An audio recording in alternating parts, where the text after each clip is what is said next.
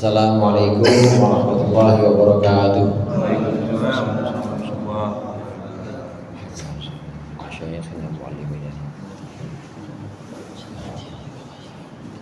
Al-Fatihah. Bismillahirrahmanirrahim. Alhamdulillahirabbil alamin. Ar-Rahmanirrahim. Maliki yaumiddin. Iyyaka na'budu wa iyyaka nasta'in. Ihdinas siratal mustaqim. Shiratal ladzina an'amta 'alaihim ghairil maghdubi 'alaihim waladdallin.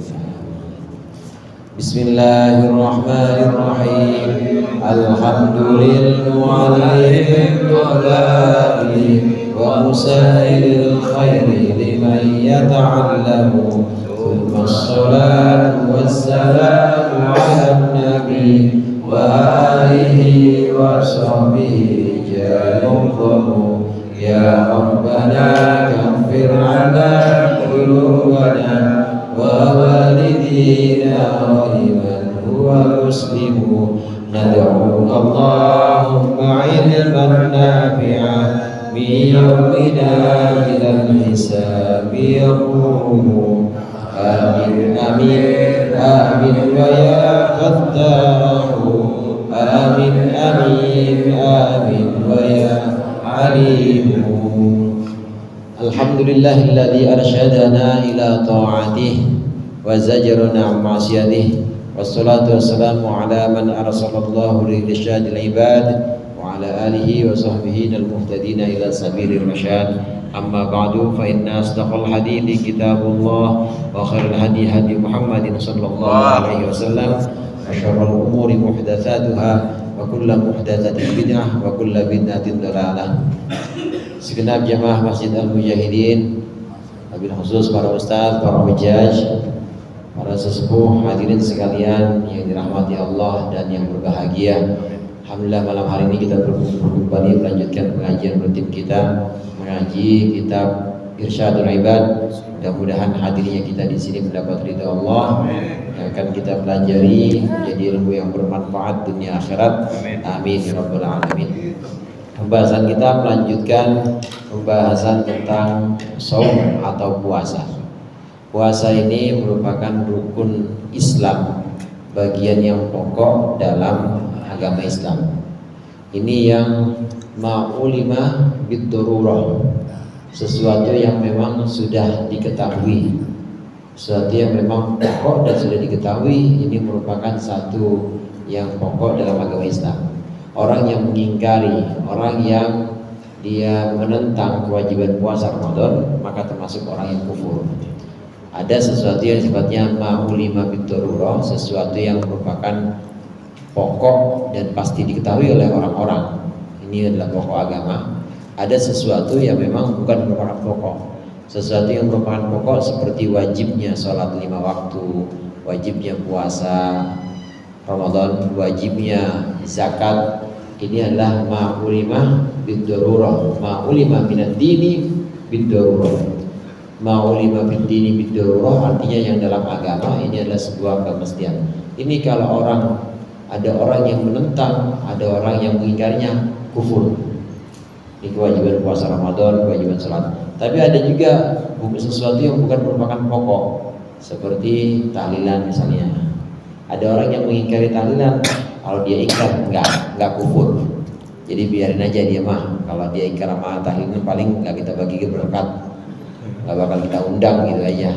Orang dia ingkar kepada perayaan Maulid, enggak apa-apa. Itu bukan sesuatu yang sifatnya ma'ulima fid-dini, ma'ulima fid-dini, ma'ulima binad-dini bid-darurah. Bukan sesuatu bagian dari agama yang pokok. Sedangkan ini puasa Ramadan ini termasuk bagian agama yang pokok. Barang siapa yang mengingkari kewajiban puasa Ramadan, maka dia termasuk orang yang kufur. Itu banyak tuh Ustaz, kadang nggak pada puasa, kadang di warteg kakinya doang yang kelihatan, tutupin pakai sarung, gajah duduk. Nama sarungnya, yang makan mah orang, bukan gajah. Lagi pada duduk. Itu gimana itu? Lihat-lihat, kalau dia puasa, kalau dia tidak puasanya karena uzur, nggak apa-apa. Siapa tahu yang lagi makan di warteg musafir. Siapa tahu yang lagi dimakan di warteg memang orang yang lagi sakit. Tapi kebetulan aja yang ada yang beliin makanan, dia datang sendiri. maka nggak dosa kalau dia ada uzur. Atau dia bukan orang yang dapat uzur, tapi dia tidak puasa Ramadan, cuma bukan karena mengingkari wajibnya, tapi cuma karena belum, ya namanya masih malas atau belum bisa. Apa bang nggak puasa? Saya kalau puasa rada rasanya banget dah. Saya kalau puasa begini belum bisa. Tapi abang yakin puasa Ramadan wajib? Yakin sih, cuma saya belum bisa. Nah yang seperti ini nggak kufur, cuma dia perlu dikasih pelajaran aja. Tapi bukan orang yang kufur, karena dia tidak bisa puasa bukan karena ingkar atau menentang, tapi karena satu hal malas, atau dia karena dia ogah, tapi dia tetap meyakini, maka tidak kufur. Nah berikut ini khotimatun, ini pembahasan tentang rahasia dalam hadis-hadis yang terkait dengan puasa Ramadan. Qala al-mu'allif rahimahullah wa nafa'ana bihi wa bi ulumihi fid dharain amin. Khotimatun fi sirri ahadithi fi sardi ahaditha tata'allaqu bisawmi. Ini adalah sebuah penutup pembahasan dalam kumpulan hadis-hadis tata'allaqu bisawmi yang berkaitan dengan puasa. Akhrajat Tirmidzi wa Abi Hurairah qala qala Rasulullah sallallahu alaihi wasallam, inna rabbakum yaqulu kullu hasanatin bi asyrati amsalihha. Sesungguhnya Rasulullah bersabda, sesungguhnya Tuhan kalian, sesungguhnya Allah berkata, kullu hasanatin bi asyrati amsalihha. Setiap kebaikan bi asyrati amsalihha itu dilipat 10 kelipatannya, dilipat 10 bandingannya. Ila sab'i mi'atin difin hingga 700 kelipatan. Wasaumu, tapi yang namanya puasa, li untukku kata Allah. Wa ana ajzi bihi, dan aku akan membalas dengan puasa itu. Wasaumu junnatun, dan puasa itu adalah tameng atau perisai minan nari, dari neraka. Wala khulufu famis shaimi, dan sungguh baunya mulut orang berpuasa atyabu indallahi min rihil miski. Itu lebih harum, lebih baik di sisi Allah min rihil miski, daripada aroma misik kasturi.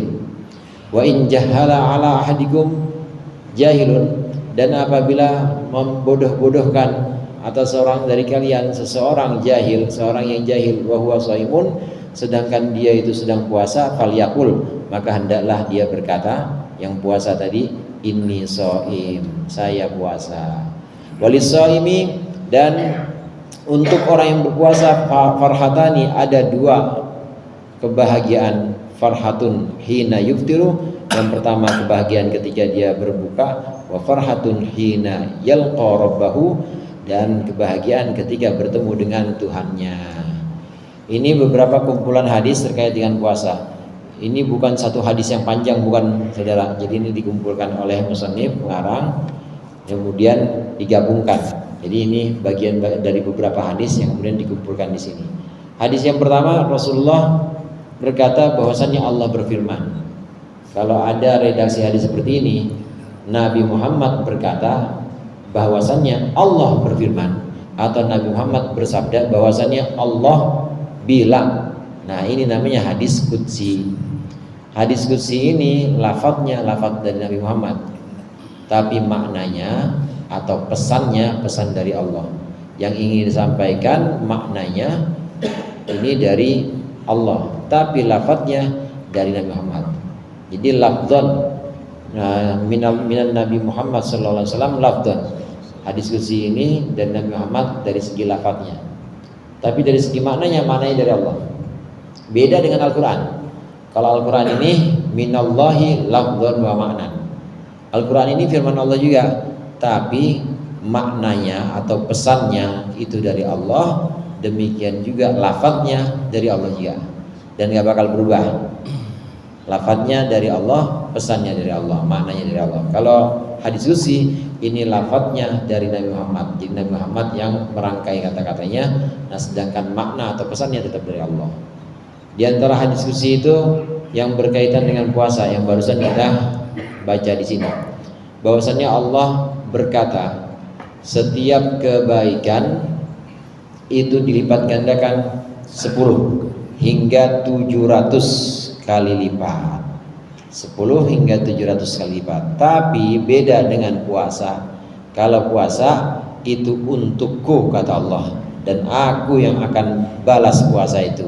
Enggak ada lipat-lipatan, enggak ada digandakan puasa itu, tapi aku yang membalas, aku yang mengganjar urusan puasa ini. Hadirin sekalian, semua ibadah atau kebaikan ini pasti akan dilipat gandakan 10.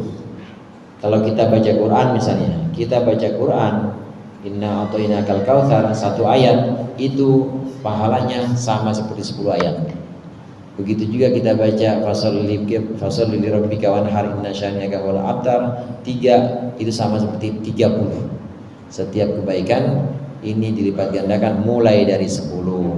Salat kita dilipat gandakan mulai dari 10. Jadi nggak ada yang dibalas oleh Allah cuma satu pun nggak ada. Allah Maha Kaya, saudara.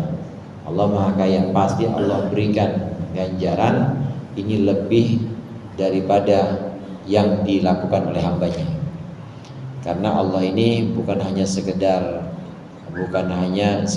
orang yang merintah. Kalau bos-bos atau majikan-majikan biasa kan merintah aja, gaji mah UMR aja gajinya, segitu-gitunya, nggak ada lipat gandaan. Jadi dia kerjanya segitu, ya dapatnya segitu.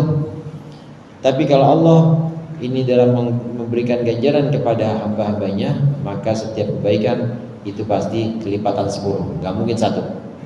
Kita baca Quran, satu ain itu sama kayak 10 ain. Kita ngaji satu kitab sama kayak 10 kitab. Begitu seterusnya. Ini dilipat gandakan sampai 700. 700 di sini bukan berarti sesuatu yang paling tinggi, bukan. Ini 700 diambil dari ayat yang ada dalam surat Al-Baqarah, mathalul ladzina yunfiquna fi sabilillahi kamathali habbatin ammatat sab'a sanabil fi kulli sumbulatin mi'atu habbah. Orang yang menginfakkan hartanya di jalan Allah ini seperti orang nanam. Orang yang nanam satu biji. Dari satu biji ini kemudian muncul satu batang, numbuh satu batang. Batang ini kemudian ada 7 tangkai. Setiap tangkai isinya 10 biji. Taruhlah nanam buah anggur. Dia nanam satu biji anggur, maka ini keluarnya 700 anggur. Karena dari satu biji ini muncul satu batang, dari batang ada tangkai-tangkainya. Setiap tangkai ini ada mi'atu habbah. Setiap tangkai itu ada 100 anggur. Tangkainya tadi ada 7, satu batang ada 7 tangkai. Jadi 7 kali 100 berapa? 700. Itu paling sedikit. Karena wallahu yudha'ifu liman yasha. Allah akan melipat gandakan untuk orang yang Allah kehendaki. Boleh jadi lebih. Batasan 700 itu batasan yang bisa dihitung secara kalkulatif. Yang bisa dihitung secara kalkulatif 700, tapi ada yang lebih dan tidak terhingga. Allah Maha Kaya untuk melipat gandakan pahala ibadah-ibadah hambanya. Ini ibadah apa saja? Ya, sholat bisa sampai 700 kali lipat atau lebih. Sedekah bisa sampai 700 kali lipat atau lebih. Demikian juga perbuatan baik kita seperti menyingkirkan, bahkan menyingkirkan duri di jalanan bisa sampai 700 kali lipat. Itu semua ibadah bisa sampai 700 kali lipat atau lebih, kecuali puasa. Kalau puasa kata Allah, wasaumu li wa ana ajzi bihi. Kalau puasa jangan dihitung-hitung. Kalau puasa adalah untukku dan aku yang akan memberikan balasan. Jadi tidak ada hitung-hitungan, nggak ada audit-auditan, transparansi. Berapa nih Allah pahala salat saya? Bisa kalau itu. Berapa nih Allah pahala sedekah saya? Bisa dihitung-hitung. Tapi kalau puasa, Allah yang memberikan balasan. Jadi terserah Allah. bisa Allah berikan ganjaran sangat besar. Tapi hati-hati, bisa kagak ada ganjarannya sama sekali. Itu yang dimaksud dengan ana ajibi. Bisa Allah berikan pahala lebih dari 700 kali lipat puasa, tapi bisa jadi sama sekali nggak ada pahalanya. Kenapa? Karena puasanya ini tidak menjauhkan hal-hal yang harusnya ini dijauhkan, tidak menjauhkan yang Allah larang. Orang puasa, ya perutnya lapar, kemaluannya dijaga juga, tapi dia masih tetap gibah. Bisa jadi puasa pahalanya hilang semuanya, nggak ada puasanya, pahala puasa.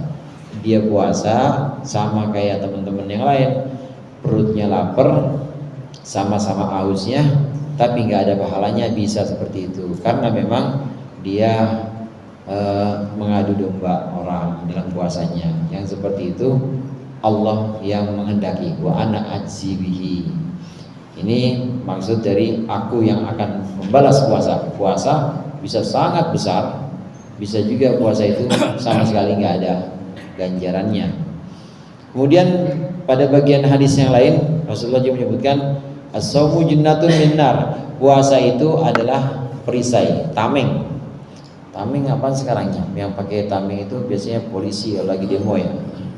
Tahu yang dipegang tameng. Perisai. Perisai dari api neraka. Junnah. Kalau nggak ada harokatnya bisa dibaca beberapa bacaan.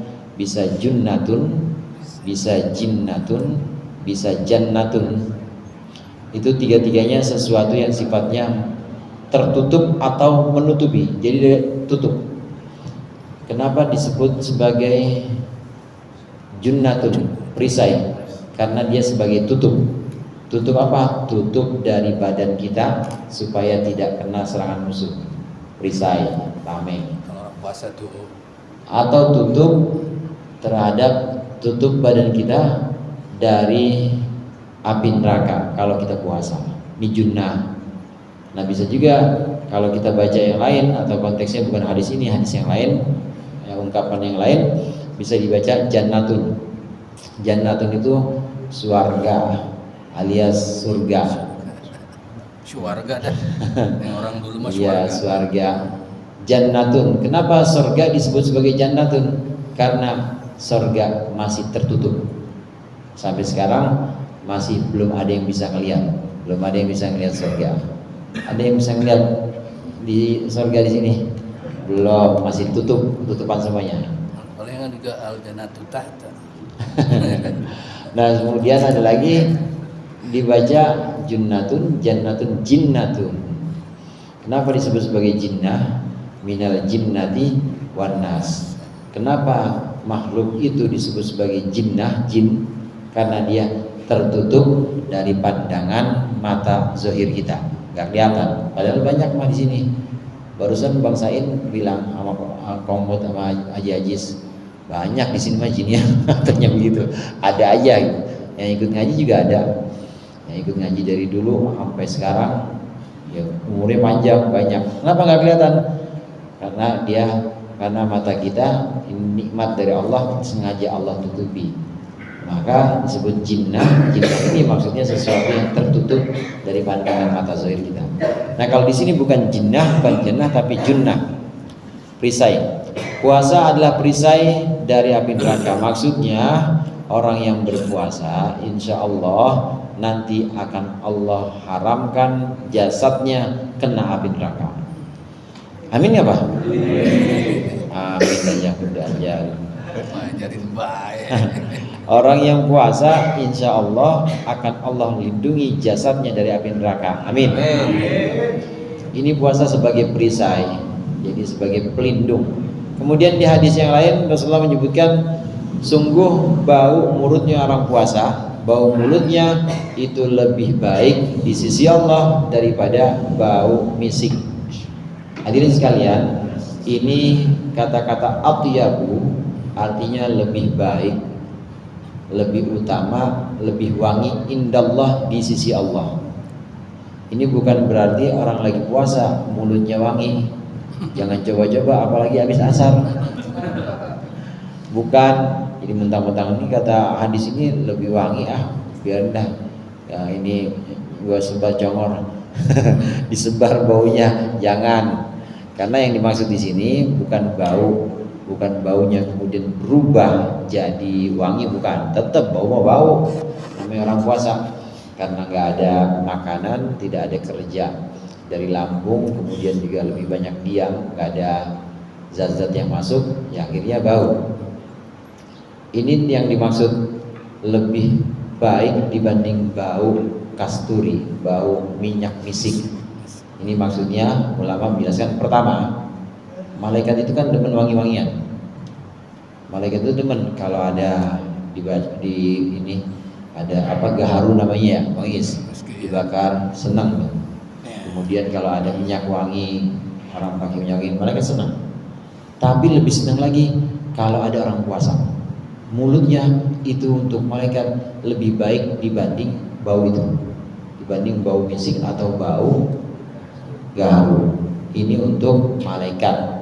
Nah di sisi Allah, para malaikat ini lebih suka bau mulut orang yang puasa dibanding bau misik. Walaupun dua-duanya sama-sama baik, dua-duanya sama ibadah, sama-sama punya nilai, tapi nilainya lebih tinggi baunya mulut orang puasa. Ini pengertian pertama para alim atau ulama menjelaskan hadis ini. Pengertian yang kedua, yang dimaksud la khulufu famis shaim atyabu indallah min rihil miski. Mulut bau orang puasa di sisi Allah ini lebih bagus daripada bau kasturi atau bau minyak wangi. Ini maksudnya pahalanya, itu pahalanya lebih banyak puasa dibanding pakai minyak wangi-wangian. Kan kita tahu bahwa menggunakan minyak wangi ini sunnah. Kita lagi sholat, kemudian atau lagi kumpul sama orang, ini disunnahkan kita pakai minyak wangi. Ini sunnah. Ada pahalanya nggak? Ada. Bau misik, kasturi atau bau minyak wangi yang lain, ini adalah sunnah. Dan Rasulullah sangat suka. Rasulullah suka pakai wangi-wangian. Maka disebut sebagai sunnah Rasul. Sunnah Rasul ada pahalanya nggak? Ada.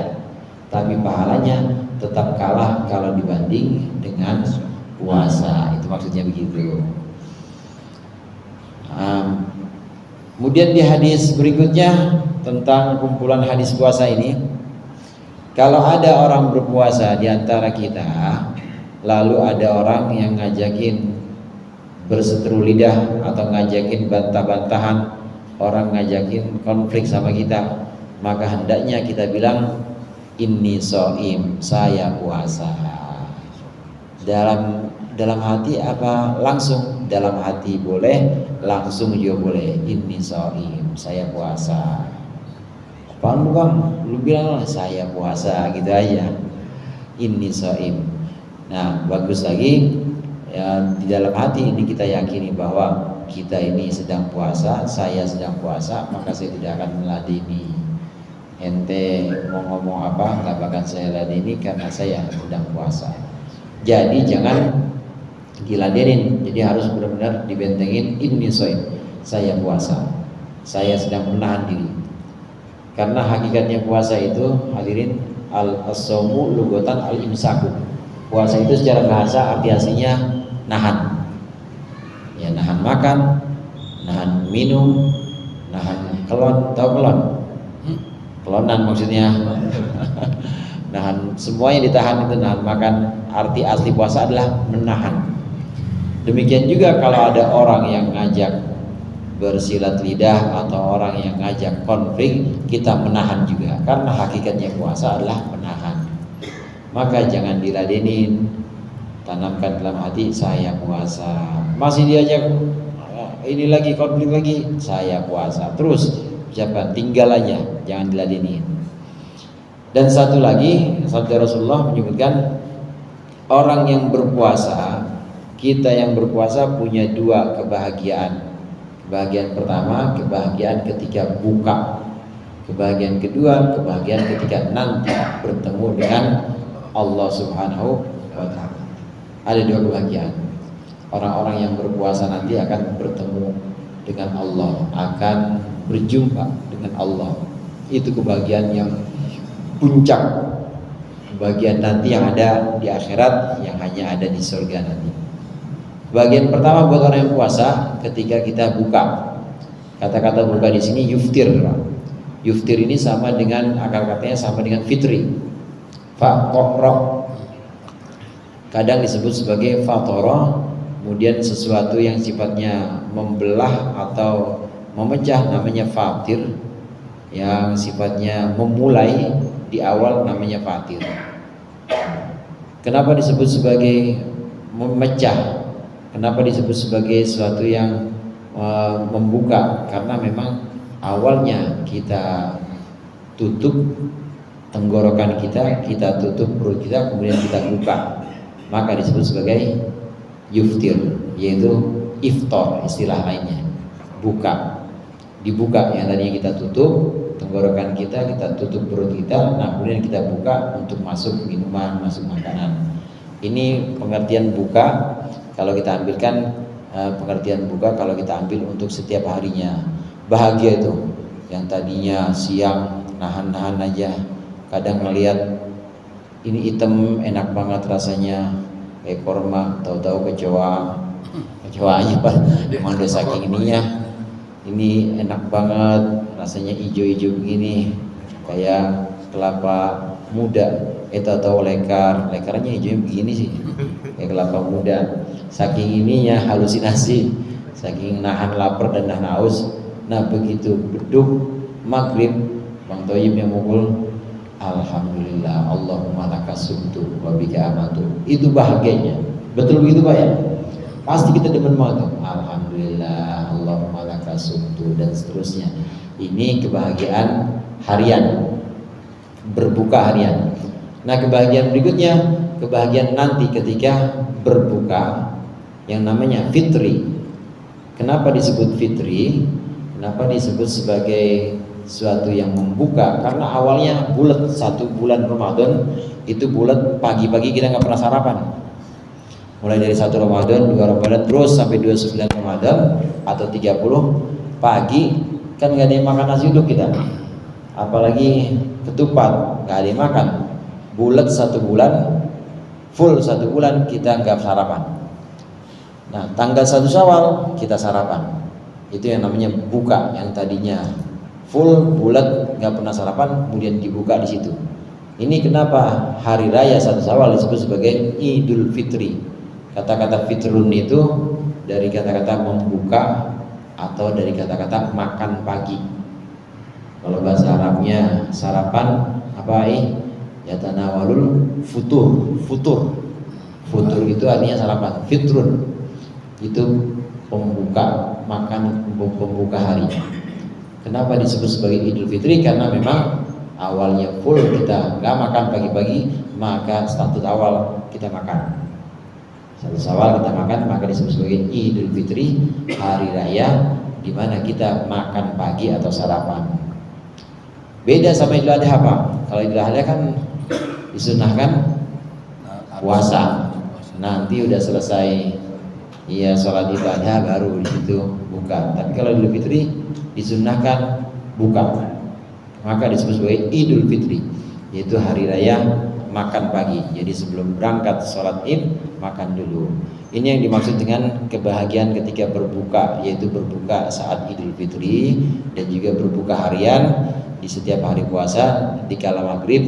Ini kebahagiaan pertama di dunia. Kebahagiaan nanti di akhirat, yaitu memandang Allah Subhanahu wa Ta'ala. Ini kebahagiaan puncak di akhirat, memandang Allah Subhanahu wa Ta'ala. Nanti di surga itu hadirin, kebahagiaan yang pertama adalah kebahagiaan tatkala menerima nikmat-nikmat Allah. Ada makanan, kemudian ada pelayan-pelayan, ada bini kita juga. Tapi bini boleh juga kita sama permaisuri, sama bidadari maksud saya. Boleh juga sama bidadari 1 orang. Enggak cemburu kalau di sana. Enggak cemburu. Apa di sini? 1 orang 40. Kok istri redo aja, kan itu kebahagiaan semuanya. Tapi itu kebahagiaan yang paling awal dan paling rendah. Makan, minum dan lain sebagainya itu kebahagiaan paling rendah. Nanti kebahagiaan berikutnya yang lebih tinggi lagi adalah kebahagiaan ketika disebutkan bahwa aku ridho kepada kalian. Aku ridho kepada kalian. Allah Subhanahu wa taala nanti di surga akan bilang kepada penghuni surga, cukup nggak yang aku berikan kepada kalian? Cukup ya Allah, ini bahkan lebih dari cukup. Kalau begitu silahkan, aku ridho terhadap kalian. Kalau kita namu Pak, tuan rumahnya ngomong gitu seneng nggak? Seneng banget. Dibanding kita dikasih makanan, dikasih layanan apa aja, tapi nggak ditemuin, rasanya susah apa seneng? Susah. Semuanya dikasih, tapi nggak ditemuin sama tuan rumah, kan nggak enak. Jadi sama aja di surga juga begitu. Di surga semuanya dikasih, tapi Allah nggak bilang aku ridho kepada kalian, nggak enak juga. Nah, kenikmatan kedua ketika Allah mengatakan aku ridho kepada kalian, silahkan dinikmati, silahkan ambil yang sudah aku berikan di sini. Ini nikmat kedua yang lebih tinggi dibanding nikmat pertama. Nikmat yang ketiga yang paling tinggi adalah memandang Allah Subhanahu wa taala. Ini yang dimaksud dengan yalqa rabbah, yang dimaksud dengan bertemu dengan Allah di surga. Ketika terjadi pertemuan ini, maka nikmat-nikmat sebelumnya hilang semuanya, kalah semuanya. Tidak ada bandingannya. Nikmat yang paling tinggi, yang paling nikmat, paling besar dan agung adalah nikmat ketika kita memandang wajah Allah Subhanahu wa taala. Dan ini di surga didapatkan untuk orang-orang yang puasa. Kebahagiaan yang sesungguhnya, kebahagiaan puncak ketika kita ada di surga dan kita menjadi orang-orang yang berpuasa. Wa Ibnu Hibban wal Hakim an Abi Hurairah idza kana awwalul lailatin min syahri Ramadan wallahu a'lam bissawab. Mudah-mudahan bermanfaat. Allahumma anfa'na bima 'allamtana wa 'allimna ma yanfa'una warzuqna fahman nabiyyin wa hifdzal mursalin hamal malaikatil muqarrabin bi rahmatika ya arhamar rahimin. Sallallahu alaihi wasallam Muhammad wa alihi wasallam walhamdulillahirabbil alamin. Wassalamualaikum warahmatullahi wabarakatuh.